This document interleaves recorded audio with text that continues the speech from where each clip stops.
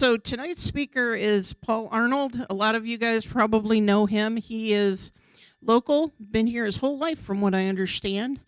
Very knowledgeable about all things history in the Boot Heel. And I don't know about you guys, but when I first moved here back in the 90s, I heard about the battle at Chalk Bluff and was fascinated and wished that I could find more information about it. And all I could find were a couple of signs. So I'm excited tonight to learn more about the battle and the skedaddle and all of that. So if you'll give us a round of applause for Paul Arnold. Excuse me.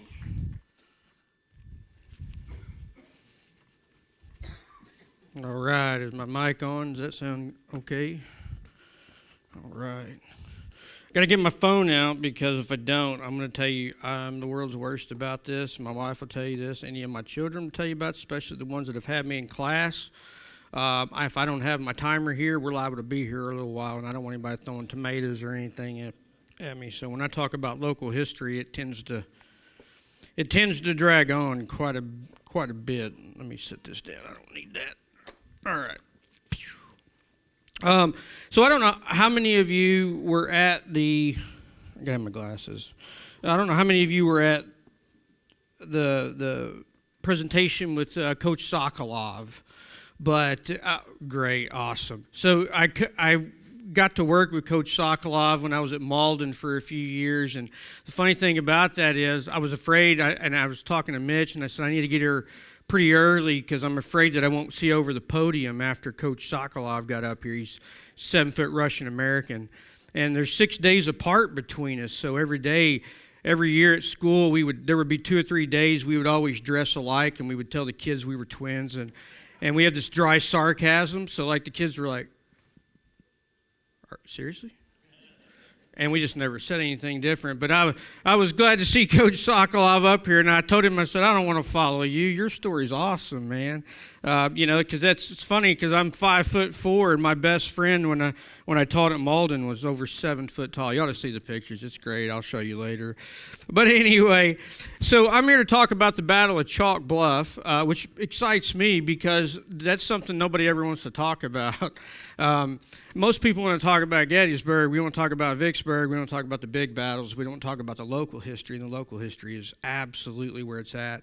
And one of the most influential battles in southeast Missouri, without a single doubt, is Chalk Bluff. And it's funny that we don't understand or don't mention it, don't talk about it. Most people have never heard of it. But if you think about it, if we go back and we run the numbers, I love stats. I'm a stats guy. And we look at all of the battles in the eastern half of the state of Missouri, okay? And there's several. You got the Battle of Belmont, Grant's first battle in which he got beat. You've got the Battle of New Madrid. New Madrid is the largest. I can't complain about that. I wish I could. I want to dispute that. But the Battle of New Madrid in the March of 1862 was the largest in eastern Missouri. But there wasn't a lot of fighting that went on down there. It was more troop movements and that sort of thing, unlike Chalk Bluff. And so if we look at the numbers and we look at Belmont and we look even at the Battle of Pilot Knob, and I would expect that most of the people in here, if you're in here right now hearing about the Battle of Chalk Bluff, you probably know a little bit about the Battle of Pilot Knob because that's one of our more famous battles. We have Fort Davidson, the state park up in Iron County. And it was very influential, it was very important, but it was not as large as the Battle of Chalk Bluff. There were more soldiers that fought in the Battle of Chalk Bluff than fought in Pilot Knob or fought in any other battle in southeast Missouri other than the Battle of New Madrid itself. Okay, so we're going to set a precedent there. But now, why are the Union troops here in Missouri? And I'm not going to go too much into that because Mitch didn't give me enough time to do that.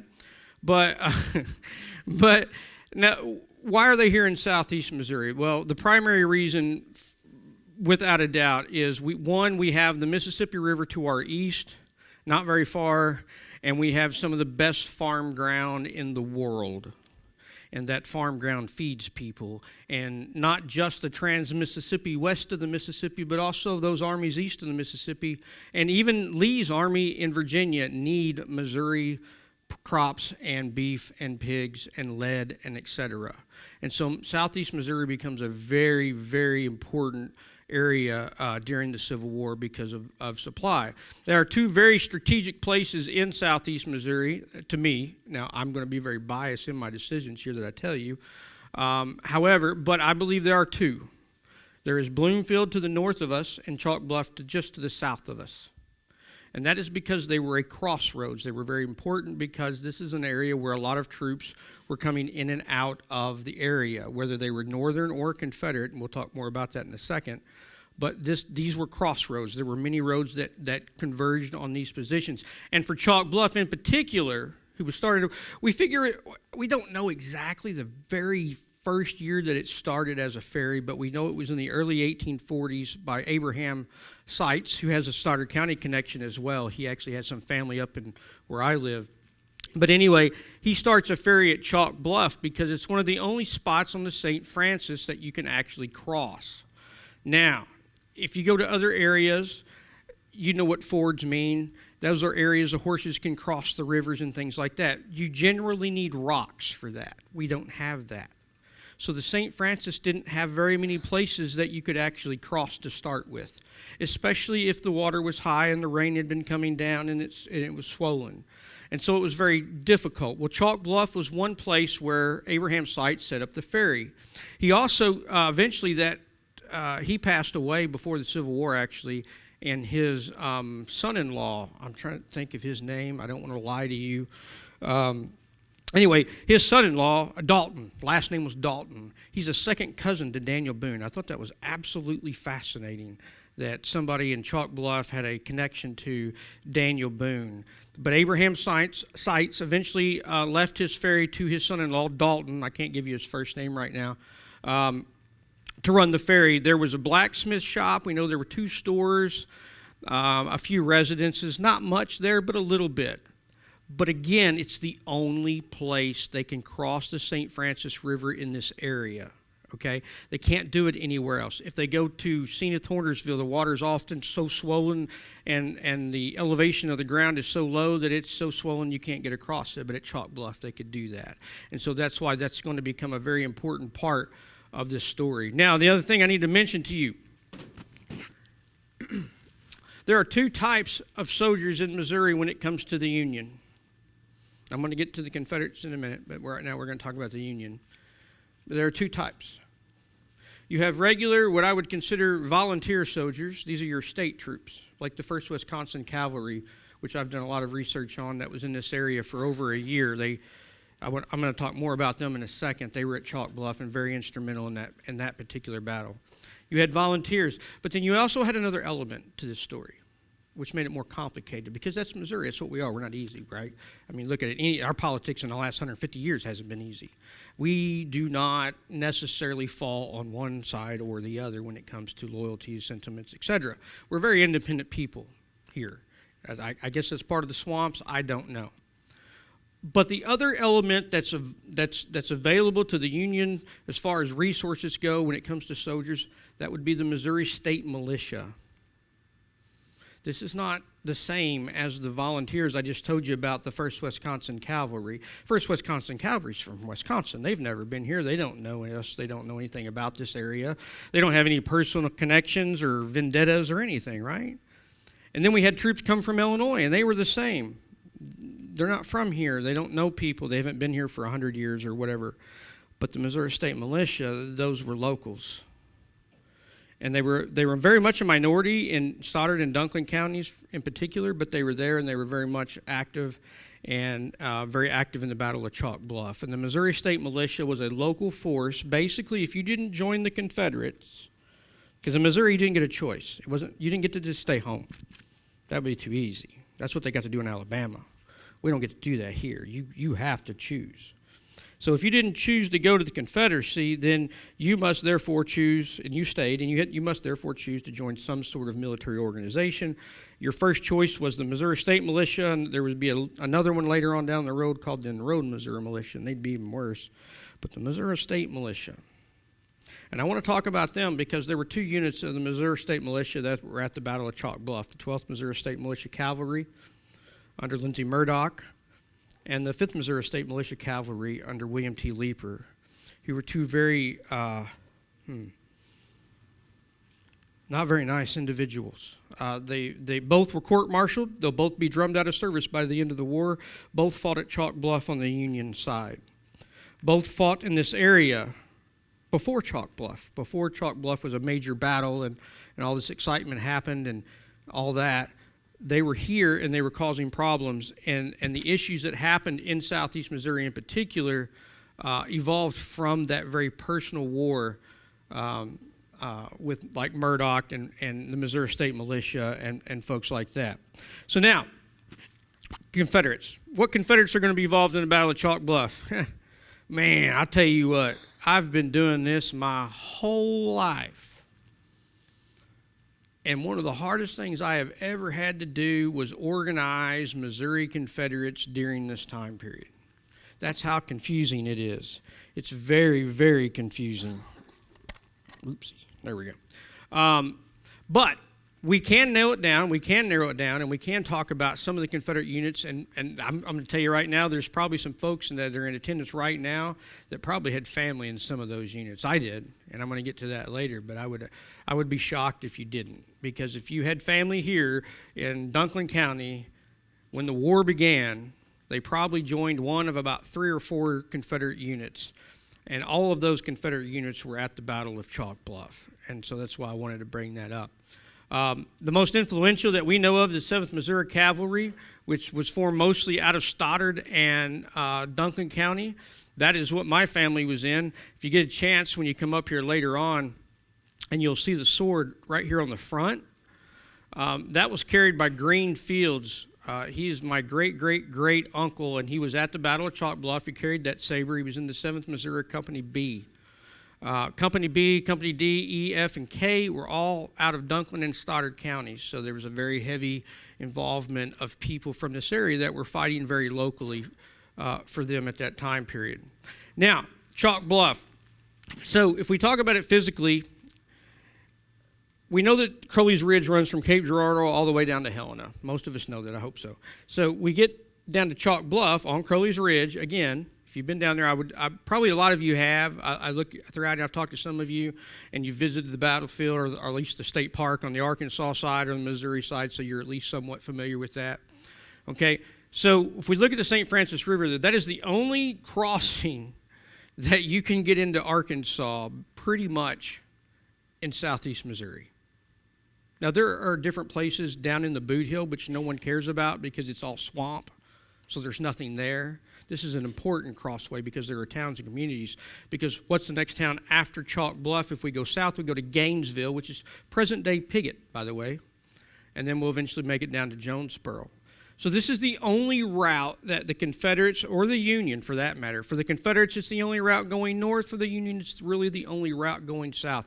Whoever controls Chalk Bluff controls the route into Missouri or Arkansas one way or the other, and both sides were always on the edge at trying to occupy that.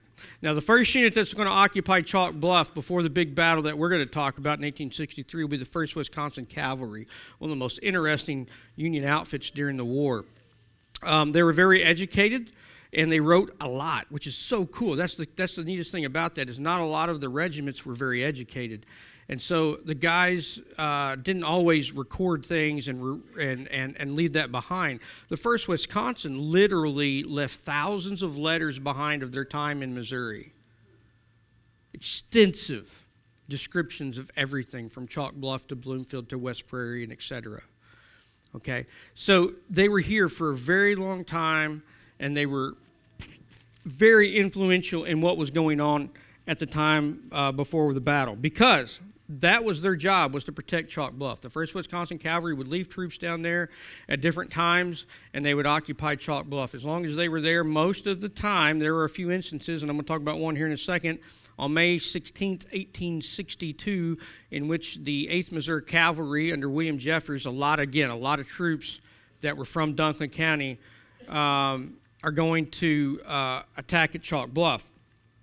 The 1st Wisconsin Cavalry will repulse the 8th Missouri Cavalry. There'll be 9 killed and 11 wounded on the Union, 11 killed and 17 wounded on the Confederates. That's just the first time. That's the first brush, the first the first test of Chalk Bluff as a strategic place. And then we have June of 1862, we have the death of Horatio Gregory. Horatio Gregory was the 1st Wisconsin Cavalryman's chief chaplain / surgeon as well. He was very well liked. The soldiers wrote about him extensively. You can look at the Cape Eagle, which are now online through the Missouri State Archives, and you can read the soldiers' accounts of what they thought about Dr. Gregory. Dr. Gregory went down to Chalk Bluff one evening on the Missouri side, if you're familiar with it. It's a very sloping, it's not real steep. It's not like the Arkansas side. They went down there to water their horses. The Union did. The 1st Wisconsin did have pickets out, but apparently they didn't. They weren't vigilant enough because someone on the Arkansas side, probably under the 8th Missouri, fired some shots, killed Dr. Gregory, and left a profound impact on the 1st Wisconsin. An interesting side note about that, by the way. So they killed Dr. Gregory, who was very well beloved, and like I said, you could just, the letters just poured how much they liked this guy. And you would expect that. He's a combat medic, essentially, is what he is. But about 6 weeks later, they actually captured the guerrillas. That's what they called them. They were actually 8th Missouri Cavalrymen. They captured the guerrillas that actually shot Gregory. Now, here's what I'm talking about. I'm going to go back to that Missouri State Militia thing. Missouri State Militia probably would have shot those men right on the spot. No questions asked, pop, pop, pop. That's not the way the 1st Wisconsin operated. That's not the way that the colonel of the 1st Wisconsin operated. He arrested them. They tried them. Now, I will say this. He did mess with them a little bit. He took them at Bloomfield, and they dug graves for them, put nooses down on a tree, backed them up in there, and were pretty much essentially getting ready to hang them, and they thought they were going to die. And then they let them go. They didn't let them go, but they let them go to prison. They said, hey, we're not going to hang you, but let this be a lesson. Don't do it again. We don't put up with guerrilla warfare here, so you're going to go to prison now. But they could have very well, and they would have had every legal right at that time. They would have had every federal legal right at that time to shoot those men, and they didn't do that. But that was Missouri. You didn't know. You didn't know from time to time whether it was going to be death and destruction or someone was going to be, have some patience or some civility. But anyway, there's a few instances throughout the war before 1863 that we're going to talk about where there's some interruptions and there's some conflict and some fighting at Chalk Bluff. What we're here to talk about is the actual Battle of Chalk Bluff when Marmaduke, yep. I forgot all about this part. I'm sorry about that. Here we go. There's a map. It's not a very good one. This is Jerry Ponder's map. Jerry Ponder put out this book many years ago. Jerry Ponder is one of my absolute youngest mentors when I was a child. He was from Doniphan originally and moved to Texas. I don't agree with everything that Jerry writes, but he definitely was a mentor of mine that laid some groundwork and really laid some groundwork with making sure that the information of Chalk Bluff was remembered. Now, this map here is a funny side note also. This map was made, this is in the Ponder book as well. This was made by Gary Parkin, who was also another mentor of mine from Poplar Bluff, who was one of the most knowledgeable people I've ever met on the Civil War in Doniphan and Butler and Ripley County. But anyway, here's John S. Marmaduke. April 19th, 1863. Boy, didn't he have some wings on him, didn't he? So Marmaduke had already done one raid in Missouri. He did that in January of 1862 in Hartsville in southwest Missouri. And when I say it was fairly successful, that's what it was. It was fairly successful. He got some mounts for his men. He got some arms for his men. But there really was no long-term damage done in that southwest raid. But it got his dander up, and it was something that he thought he could probably do in southeast Missouri, wanted to try that. And so he went to his boss, the Mopolis Holmes and Kirby Smith. Unfortunately, the Confederates in the Trans-Mississippi, if you know anything about the Civil War, they were plagued with basically middle school mentality when it came to the generals. Socially, they couldn't get along. They talked about each other. They talked about each other behind their backs. They would publish these anonymous letters and just try to ruin each other's careers. It was terrible. And Marmaduke had to deal with this. He was not an upper echelon guy. He was not like Holmes or Kirby, but he was a division commander and, in our sense, a small army commander. But okay, Joe Shelby. Joe Shelby is going to command one of the columns that we're going to talk about. When we talk about Marmaduke's raid. I just wanted to show a picture of him. And this is Vandiver. Most of you probably haven't seen this picture. This is the Union commander at Chalk Bluff, and he's probably the only Union commander at Chalk Bluff that didn't have some sort of blood on his hands before he got there, and was probably one of the only ones not worried. Now, this is Colonel Edward Daniels. He's one of my favorites as far as this battle's concerned, and in Civil War history in general. It took me 3 years to find that picture. So growing up, I was a member of the Sons of Confederate Veterans. You know, I mean, my family had 22 Confederate veterans, had 11 Union. But my family they were always, I'm going to out them. They're over there. I'm going to out them. But, you know, first thing I ever heard in the Civil War was that Lee surrendered to Grant. So, like, I understood about the Civil War very early. And for me, in Stoddard County, it just always seemed to be, we always talked about my Confederate ancestors a lot more than we talked about my Union ancestors. And so when I got to college and I was doing my master's thesis, and they said, what are you going to do it on? Everybody thought I was going to do it on some Confederate unit. I would do it on some guerrilla unit or whatever. And I didn't. I did it on the 1st Wisconsin Cavalry and Colonel Daniels because of the letters and the information and just the life these folks led at that time and were participants in, you know, our little part of the world, and they went on to do greater things, bigger things, and really interesting things.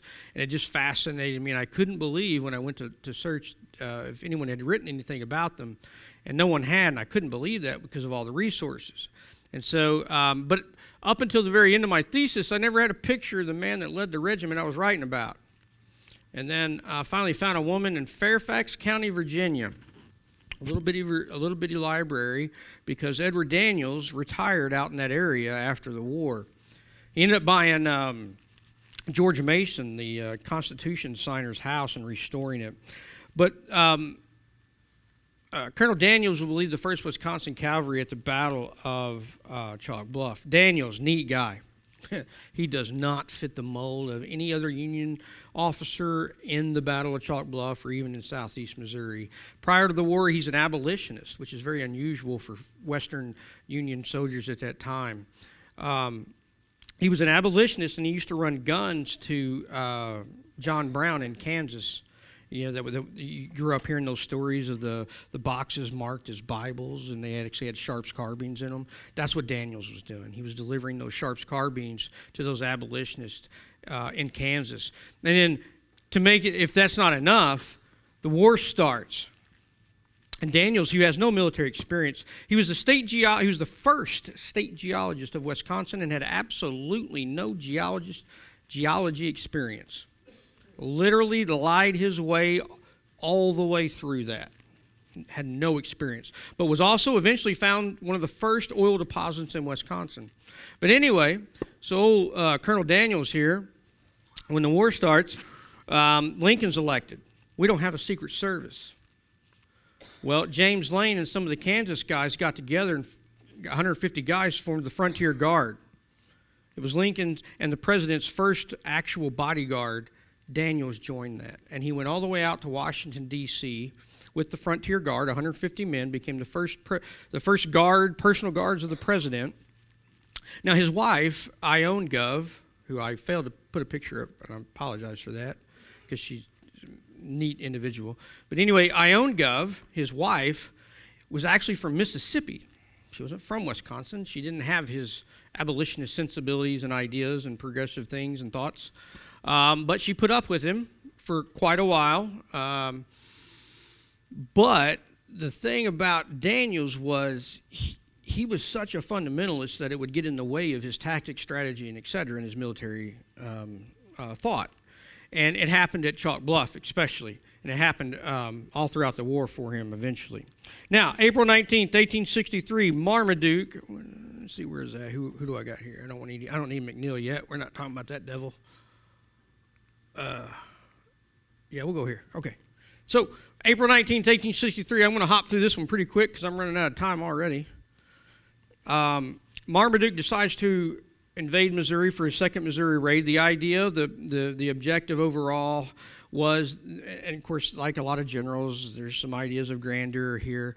He thought that invading southeast Missouri would pull troops away from Pemberton at Vicksburg. Because at that time, actually, if Marmaduke had never invaded, the 1st Wisconsin Cavalry would have been shipped directly to Vicksburg. So that part is true. But Marmaduke thought if he would go into southeast Missouri, he originally was going to attack Rolla. Completely not realistic. He originally was going to do that. He changed his mind, decided to go toward Cape Girardeau, and then that backfired completely. But anyway, he thought if he would invade southeast Missouri, that would bring troops and divert troops that were from St. Louis from going to Vicksburg to reinforce Grant and Sherman that were surrounding Vicksburg at that time. And so he thought this would do that and draw that away. Now, again, that's probably a pretty large vision of grandeur there of what he can do. At that time, he's got about 6,000 men. About 1,000 of them do not have horses, and about another 800 don't even have weapons. But he thought, if I leave them behind, they're just going to leave, so I got to take them with me. And if they go with me, hopefully I can find those mounts along the way and those weapons. And so on April 19th, 1863, Marmaduke will leave Batesville, Arkansas, and he will divide his columns into two. He will send one under Joe Shelby, which will be a western route. I won't bog you down with maps, but it will go down in through Doniphan and Patterson. So if you know where the Piedmont area, you'll know about Patterson. Go through Patterson, and then he'll head east and go through Jackson, eventually coming to the northwest end of Cape Girardeau. The eastern branch will be under a fellow named George Washington Carter under Marmaduke, and he will take the eastern branch, and his job is to capture that little feller I just passed up a while ago. There he is.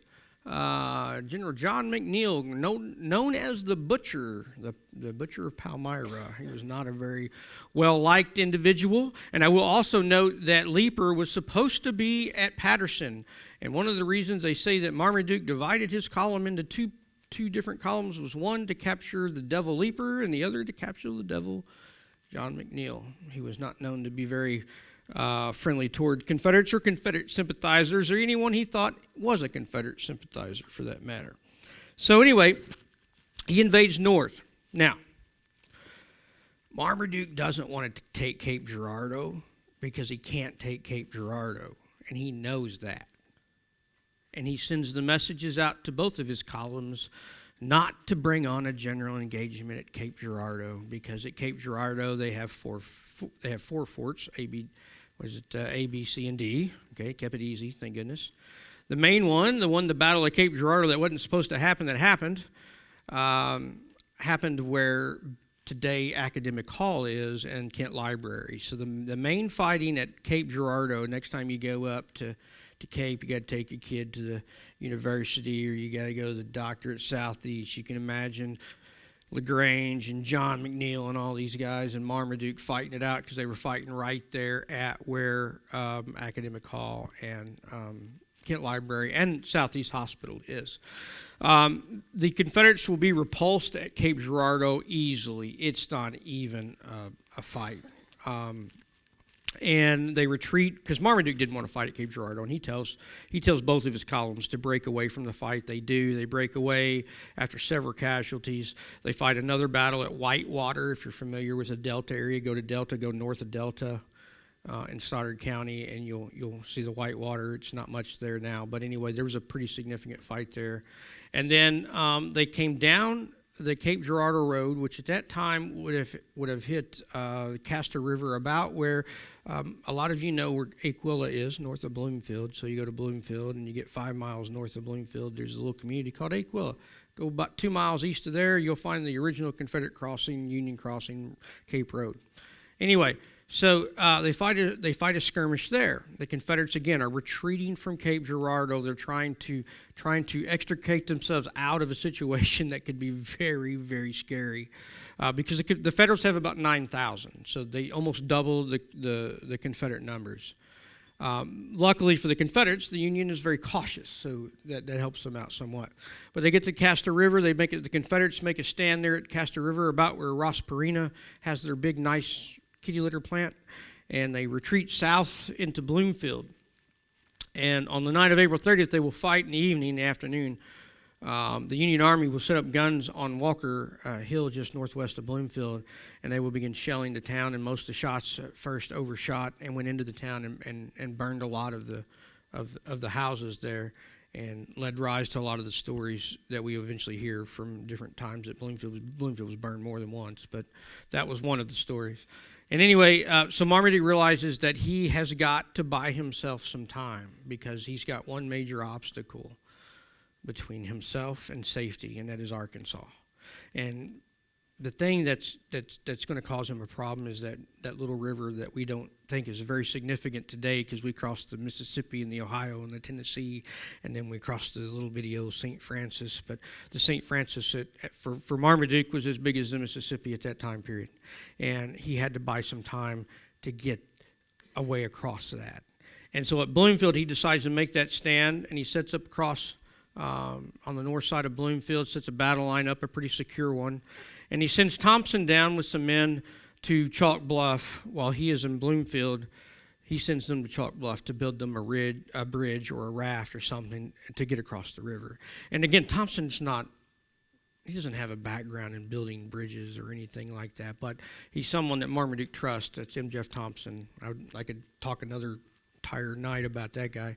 But anyway, so Thompson goes south to Chalk Bluff, and he begins constructing a bridge across the river there, and expecting, of course, Marmaduke to eventually the next day come down. What he does, and I always thought it was very interesting, because I'm not sure that I thought about this initially when I was thinking about how would I build a bridge across the St. Francis River, given the tools that they had at that time. So what they did was they basically took two very large, long logs that would span the river. They hollowed out the middle of them, and they kept them parallel with the river, and then they put some version of planks across that in order to give something for folks to walk on, and horses and cannons, etc. And so they built this bridge, again, parallel with the river. They tied off one end, they cut off the other end, and so it would swing out into the current and then land on the opposite side, because it was longer than wider than the river, which I thought was ingenious. And they did that, and they tied it off. And then he's like, well, I don't know if this is going to hold. So they ran a guide rope on the upper end of on the eyesight level across the bridge as well. And then there was also a ferry that they could use if they needed it, which they did. One of the mistakes that Thompson made, and he definitely regretted that pretty soon afterwards, and wrote about it a couple times after the war, was that when they were crossing the horses, they forgot to take off the girdles. They forgot to undo the saddles. And the horses, because they had traveled, it would have been different had they camped the night before, saddled them up, tightened the girdles, crossed the river. That would have been different. They didn't do that. They had ridden from Bloomfield, so these horses had been going on, and they had gotten loose. The girdle, if you've ridden horses, you know how that happens. It gets loose a little bit. They then take these horses, drop them into the river to cross them, and all those saddles went underneath the horses, and it drowned about 40 of them. So they really had a tough time with that. But they saw the issue, they saw the mistake. Thompson fixed it, and he moved on from that, which I always thought was, from his standpoint, again, given Thompson's limited education in engineering, especially. So then, on May 1st, 1863, federal troops arrived north of Chalk Bluff at 4 Mile. So if you're on 53 Highway, west of Campbell there, west of Campbell, I can't remember the name of that gravel road that goes south. I think it may be 228, but I don't quote me on that. But I can show it to you on a map. It's not a big deal. But there was a gravel road, the one that takes you to the state park. That's whatever the name of that gravel road is. I can't remember. But anyway, Marmaduke set up his first battle line at 4 Mile, which is a small community literally on that gravel road, 4 miles directly north of Chalk Bluff, which is what that picture is. So you could go there today. It's still there. 4 miles, not a community anymore. There's a house there, but there are no blacksmith shop stores or anything like that. That's Marmaduke's first battle line. He sets up a second battle line after that one, knowing that one's going to fall back. He does that on purpose. The second one he sets up about 2 miles south of there at Gravel Hill. I hope I have a picture of that. That's the Taylor Hotel. He also sets up a battle line here, which is the Gravel Cemetery is literally a stone's throw from Taylor Hotel if you've ever been down that gravel road.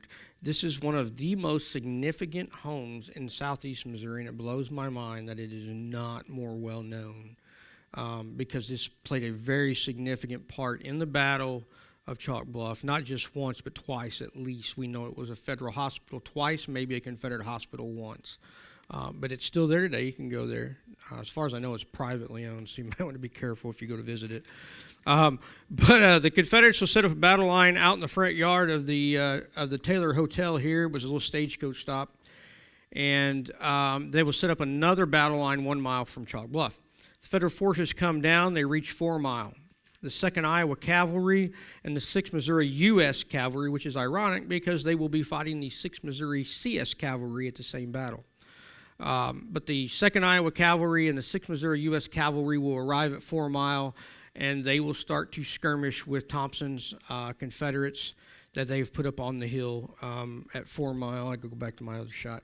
And what's interesting is that you can see from this shot, they have to funnel. The Federals, they really had a tough time with this. They sent a road column down this way, and it got slaughtered. They lost like 11 killed in like 15 minutes, which is a pretty significant amount of people for our area. They had to back up, and they learned real quick to send out flankers on each side of this road, and that finally they were able to finally reach the Confederate flank and make them fall back a little bit further. Now, one of the things that you'll see down here also, there's an artillery shell down there. That's from the Battle of Chalk Bluff. That was probably fired most likely from Wethley's Federal Battery.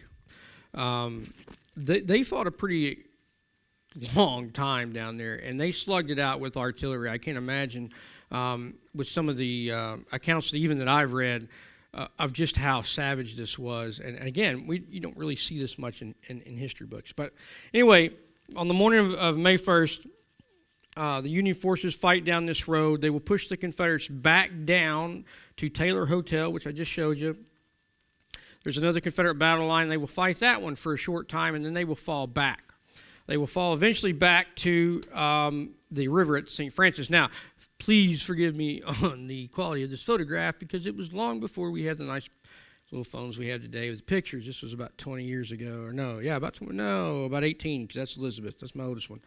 But you can see how white that bluff is. That's why and where I put this picture in here just for those that hadn't seen it or have never been there, you can understand why they call it Chalk Bluff. Because the Arkansas side does have about a 45-foot bluff on that side. Today it's very heavily wooded. Back then it would not have been heavily wooded at all. It would have been completely and totally bare. But the Confederates will come down, and the Confederates will leave the 7th Missouri Cavalry under Solomon G. Kitchen will actually be on top of this bluff. There's a little bit, and you can go there today where this bluff is, about 40 yards just to the north. You'll see literally about 3.5, 4 foot entrenchments where the Confederate rifle pits they were building, expecting the Federals to cross. The Federals show up. Of course, the Confederates, at that time, they've had plenty of time to fall back, move back. They've moved the artillery across the river. They've moved the horses across the river. Now the men are all dismounted. They have fought a delaying action, and they are now falling back across the river.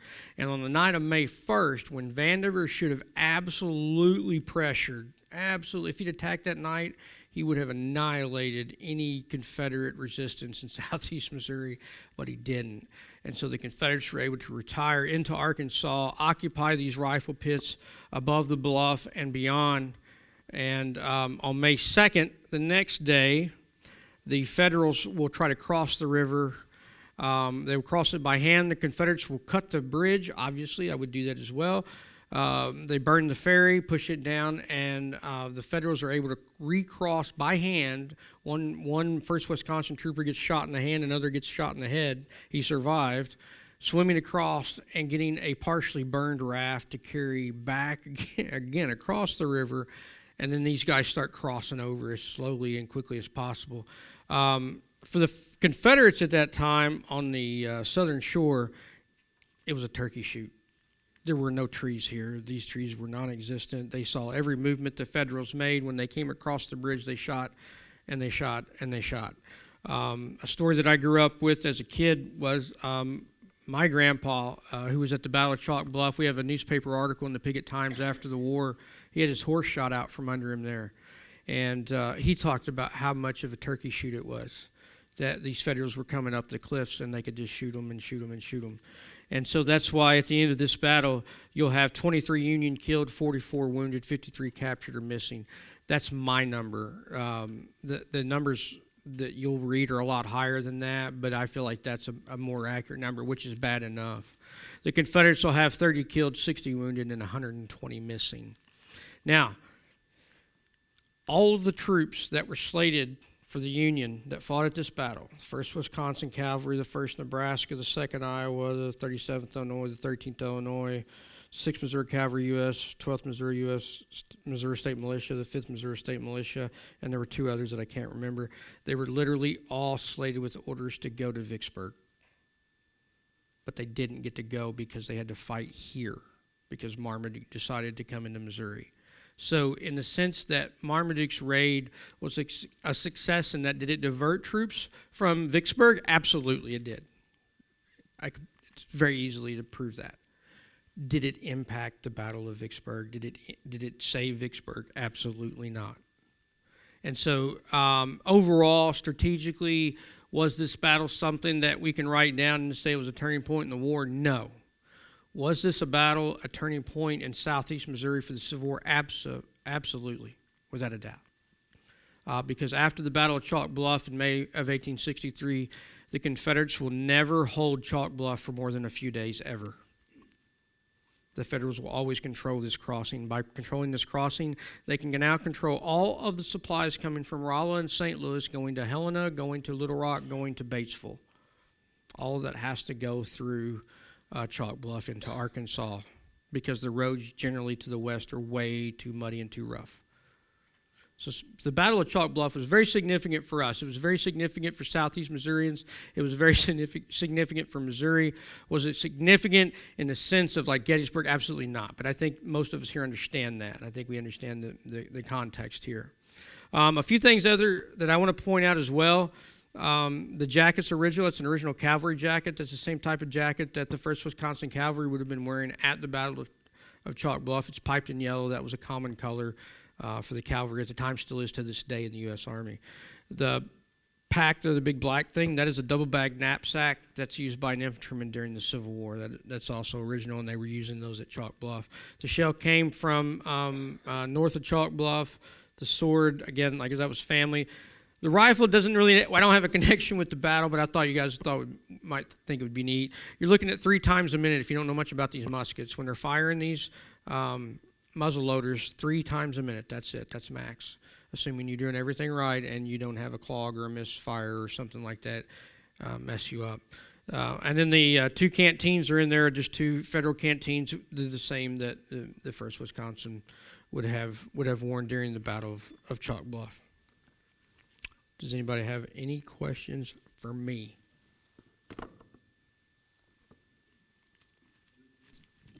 Kent turns on the microphone here. Yes. So Paul has agreed to take some questions from us. All we like. My first one is, I'm going to ask it. So all of those units you listed off there just a few minutes ago that were here, total numbers. How many men were here? 9,000. Wow. 9,000 Union soldiers versus, and again, 170 years ago, 4,000, 5,200 tops for the Confederates. And again, 1,000 of those aren't armed or have mounts even. They're walking or on wagons. So anybody else, please raise your hand if you want to ask some questions. But the other one I had was, when did the first skirmish start and then the end? How long are we talking from? When the first skirmish started versus like when the last one? Yes. It never stopped. As long as there were troops in Chalk Bluff, there was a threat and there was always a fight going on. It was that way all the time. It literally was. I've got account after account after account, letter after letter after letter of the 1st Wisconsin getting shots fired at them. They hated going to Chalk Bluff because it was so isolated. Anybody else? Come on, I know there we go. All the way across. I'll come to you.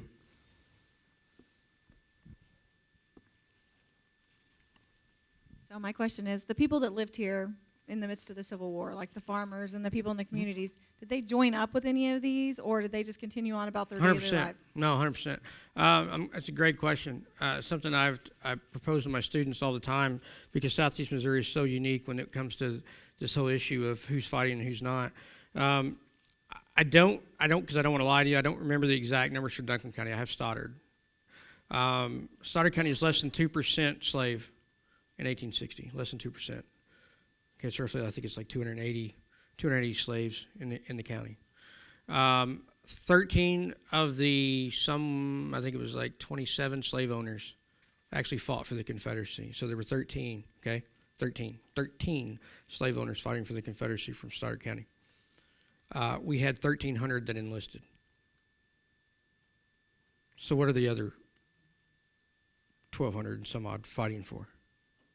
You see what I'm saying? Duncan County was no different. It was all yeoman farmers, not large plantations, very small. So, but all of the demographics from Southeast Missouri, Duncan County and Stoddard County especially, we originally mostly come from North Carolina and Southern Virginia. And so a lot of our people will come across Kentucky and Tennessee, stay a generation, and then they come over into Missouri. But they took with them all of those Scots-Irish, Appalachian individualism. They took all of that with them when they came over here. But it was like 97% Confederate. I mean, it was that much. It's significant. Yes, sir. You haven't mentioned this at all. I'm not exactly sure of the time when this happened. Out on the hill, out on the ridge, from J Highway to Campbell, there's a highway, WW, Chalk Bluff Trail, Yes, sir. actually. Yes, sir. And just off WW, about halfway between here, there, and Campbell, there's a grave. The grave marker of the kid's name, Little boy. Billy DeMint. Mm-hmm. What can you tell us about that? I mean, That's all I know. that's it. Well, it says on the tombstone that he was the Union hung Killed him there. because he wouldn't say where his father was, who was a Confederate. Mm-hmm. They hung him. He was like 13 years old. Yes. And I just wondered if Would you knew surprise me. anything about that. No, that's about all we know. I actually live on, related to that, I actually live on AD Highway up at Stoddard County. So instead of, like when you're at Dexter, instead of going to Walmart, go the other way. So right before our house, we have a cemetery, Sadler's Chapel Cemetery. And there's 3 unknown Union soldiers there, and they were killed across the road and were hung with hickory bark. That's all we know. That's it. You know, and unfortunately, that's the way Missouri is. Well, we've heard.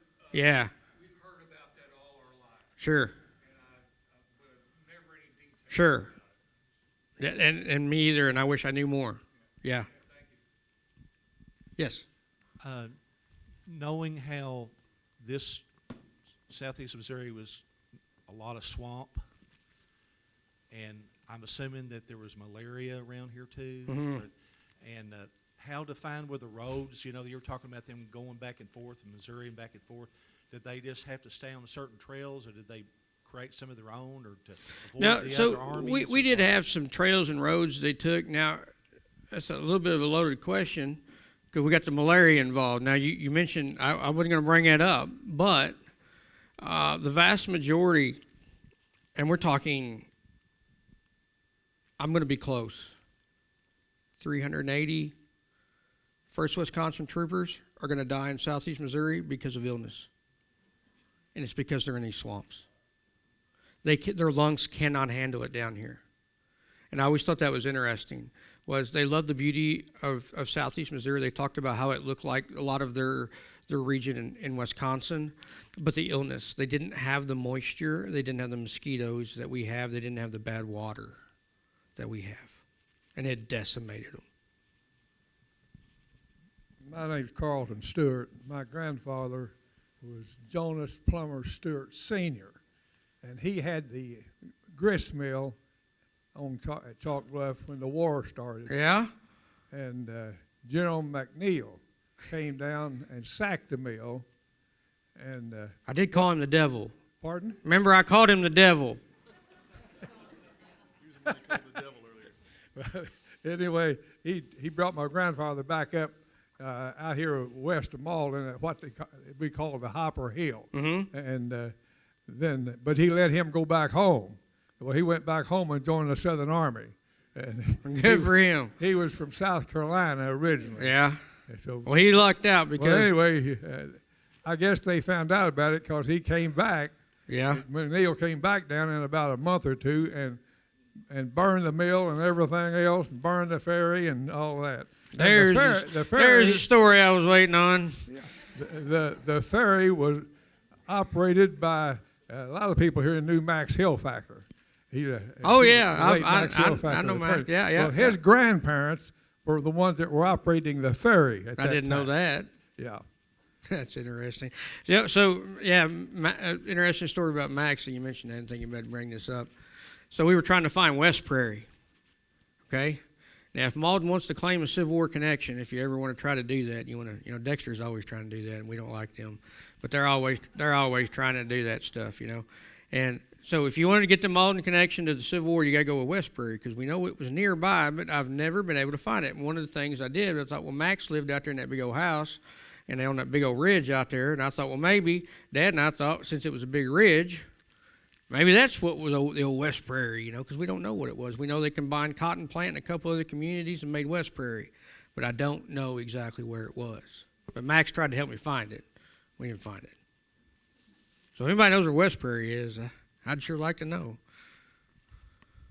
As a fellow history major and local history interest person, I've read a little bit about you mentioned the guerrillas.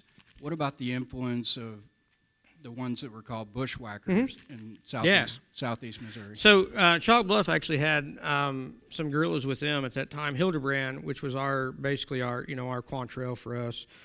Greenfields, who carried that sword, actually had to move to Arkansas after the war because he rode with Hildebrand.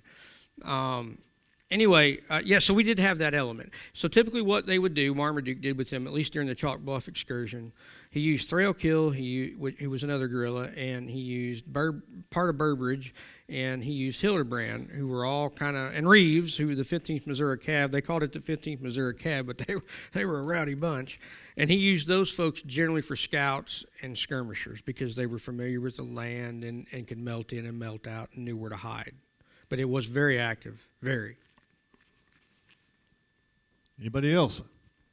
I was sure there'd be 1,000. Here we go. I've always heard that there was a cannon. That's the story I've been waiting on. Please tell what you know about it. I've heard different people. That's a story. My dad told me that he jumped off. Yeah, absolutely. Okay. Yes. So, me too, right? So when I was a kid, like everybody else, okay, I heard the same stories. We used to go down to Chalk Bluff when I was a kid. We did reenacting, and I mean, we're talking back early 90s. We'd go down there, we'd hear that story. I heard it 1,000 times. I'd go down there, and I was like 10, 11 years old, and I'm looking for that cannon. So we found several newspaper articles on that cannon. There are different stories as to what eventually happened to it. Marmaduke and Vandiver, both, the Confederates and the Union, neither one of them lost a cannon during this battle. Neither one of them. They would have reported that. There was no doubt about it. You lose a Parrott rifle, you lose a Napoleon rifle, or you lose any of those, that's gonna get noted. It did not. However, there were many excursions in between all of that after this, very small. With we know Marmaduke came in with Jeffers. Jeffers had at least 2 cannons with him. Could something have been dropped? Could it have been hit in deep water? Absolutely. But I have grown up hearing that exact same story. And I also heard that I don't remember if it was during World War I or World War II, they dug it out and put it for scrap. I heard that too. So I don't know. But I thought if there's one question I'm going to get tonight, somebody's going to ask me about that cannon because I wanted the same thing you did. I did. I did not mention that in here because I knew it would come up.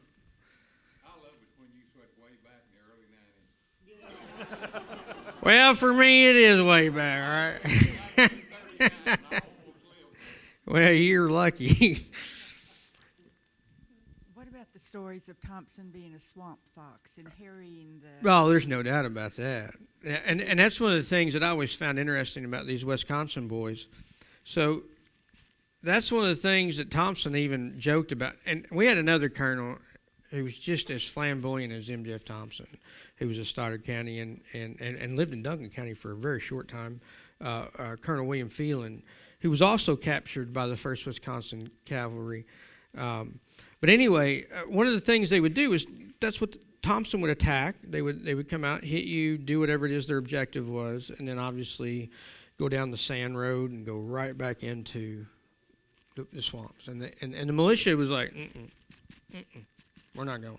We're not going in there. We know what happens in there. We're not going. And so they wouldn't go in there because bad things would happen to them. The 1st Wisconsin Cavalry, no worries at all. Because they don't understand, they don't know, they're not from here, they don't understand this, they don't know us, they've not been in that environment.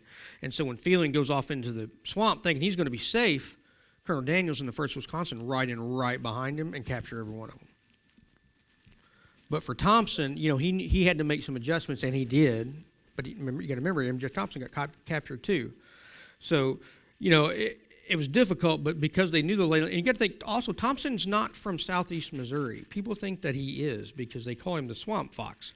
No, he is from St. Joe, way up in northwest Missouri. So he had a learning curve too that he had to learn in the lay of the land and getting that information. But he did, and he did very well with that, and that's why he got that nickname. Oh, Thompson's one of the neatest guys of the war. Anybody else? Oh, here we go. Hang on. Oh, Carol. I'm from the north, so I'm sorry. asking some questions about Malden. When did the water, I know they drained it out east of town for farmland. Yes, ma'am. When did the water The biggest part of that began in 1910. Pardon? 1910 will be the biggest part of 1910. that. They started building corduroy roads in here and small gauge railroads, getting that timber. Okay. I have, my husband had a great aunt, and she rode the horse from Malden out past the edge of Malden and then out about another couple miles on a big white horse, she used to tell me. And she'd go out there to her sisters who lived out there. Can that be true? And then she would, they would come in to get groceries, and she would ride that horse as a little girl out to her sister's house out there. When did they start draining that then? As far as I know, east of Malden was drained well by World War I. Like it was, the corduroy road was dry and it was drained, and that would have been anywhere before, it could have been the late 19th century, even into the 1910s, 12. Oh, there we go. You got an answer? Oh. You got the guy that's going to speak at the museum that's going to know that, or did he speak? Or Yeah, last month we had John Fisher, who's from and Badger. he gave it. His book's great. But I wanted to ask you about the Stars and Stripes newspaper that was printed during the Civil War, which we have a copy of and you've read multiple times, I'm sure. The article on the first page called Army Wagons is all about how to maneuver the swamps. And like you said, that there was that learning curve there, and in that article, the Union soldiers are very specific. They said you need a small 2-horse wagon from 12 to 1,600 pounds to maneuver those swamps. Do you think that they wrote that because even in the article it says we thought you should use the large wagons with multiple horses? No, absolutely. I mean, it impacted it enough that when Marmaduke ordered 2 cannons, the width of the wheels was so much more narrow than most. It's a 2.25-inch mountain rifle. They only made 13 of them at Tredegar. And he made 2 of those were for Marmaduke, and it was because he was operating in this area, and they just couldn't do that with a wide girth cannon. You couldn't do it. And so with these more narrow, they could go between the trees and the swamps and those plank roads and stuff. So I would assume that's probably a pretty similar thing. So I have two questions. Okay. The first one is, are there any Civil War cemeteries that are marked that go along with this particular series of events? Yes. And then the second would be, what are your sources? Did you use newspapers or military stuff? And where did you find that? Sure. So the first question, yes, in the sense that, okay, and I say yes, okay? So I'm not going to get out here with a couple of little things and do the thing, where they find graves. I had a buddy that swore by it, and I'm not saying he was wrong.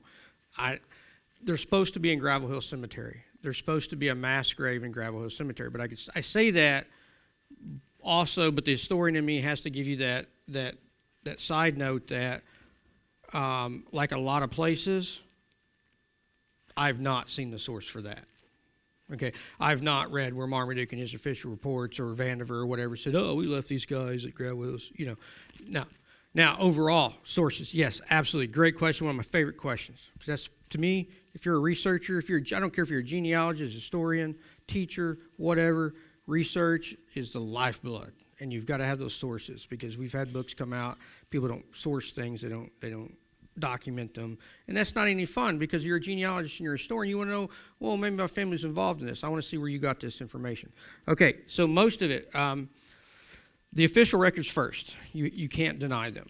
You cannot talk about this battle without going to the official records. The second thing, if you go into newspapers.com, which I have an account with, most of you probably do, you can type in Chalk Bluff. You're going to find 37th Illinois accounts. You're going to find several. The Illinois guys like to write a lot too. And you're going to see a lot of those from this battle. So that's where some of those sources come from. I mentioned Jerry Ponder earlier. I love him. I don't want to talk about a man that's not here today and has passed away, because I love him so much. I do. He's a mentor. He got some things wrong. For me. I'm not saying he's wrong. I'm saying for me. So sources were always very important to me, because there's not a lot of Confederate sources from the ground. A lot of Confederate sources from up here, but not a lot from down here. My grandfather didn't leave a diary, unfortunately, so I don't know what his thoughts were on it. His brothers didn't leave diaries. Union soldiers, on the other hand, I wish I had that many pencils. They wrote prolifically. And so, and that's one of the things after the war that people complain about, and I understand that, and I get it completely, is, it's tough to write a history and talk about Southeast Missouri when people don't understand necessarily where to get those sources and that information. And it's out there. It's absolutely out there. I would highly recommend newspapers.com. I would highly recommend, obviously, Ancestry. Everybody uses, a lot of people use that one. But that newspapers.com has really been good. And they've added so many. And the state archives now has added so many of our own state newspapers on there. And those are free. There's no, newspapers.com, you need an account. With Missouri State Archives, you don't. But yeah, so sources are important. Yeah, I mean, there's a lot of letters. They're out there. Anybody else? Everybody run out of questions? Oh, got another one up front.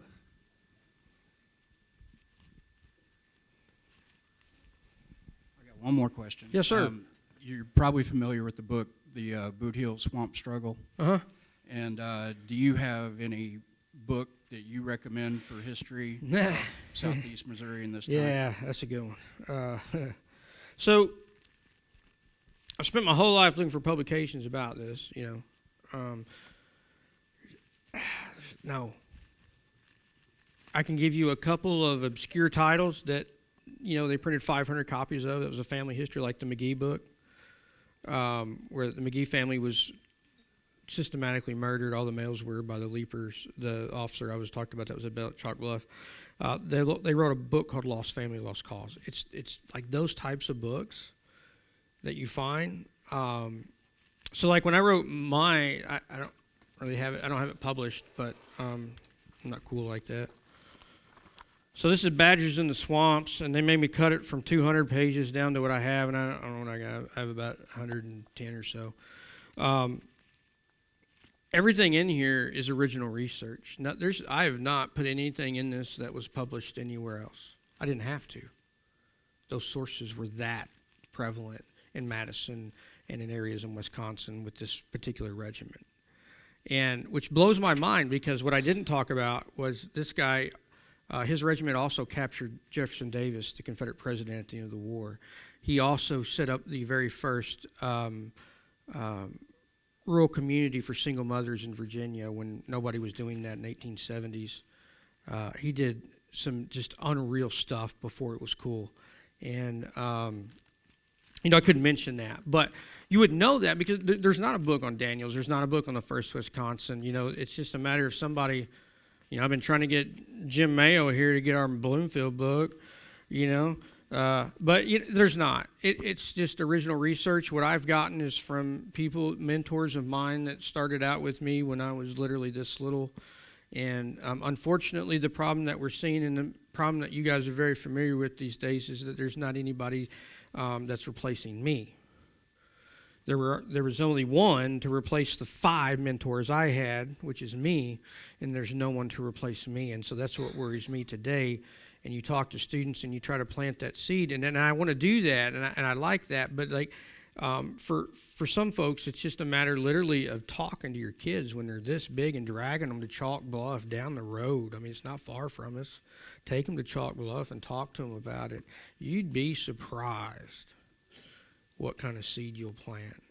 I mean, at some point, that had to be a thing with me. I mean, at some point, I went from, I don't want to do video games, that doesn't interest me, to I want to do this, And it's because that's when I was little, I wasn't necessarily given so much of a lot of options to do that, but that's what we have to do, because if you don't think that we're not, we are in a literal historical cultural war right now of trying to get our younger folks in here and get them to see this stuff and to understand that, there were people that came before them that struggled and fought and did things that you could go to school and literally not have to worry about hitting an IED on the way there. So, that's something that we try to do today, and hopefully we can. One more. Okay. I had a question. Yes, sir. On the raid they made back, from Cape to Chalk Bluff. Mm-hmm. I always heard a story that they had a lot of wounded, the Confederates did, and they have a place on your map, Coon Island.